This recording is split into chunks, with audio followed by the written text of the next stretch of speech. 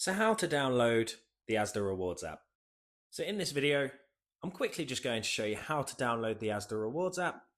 And that's the Asda Rewards app for both Apple on iPhone as well as Google with Android.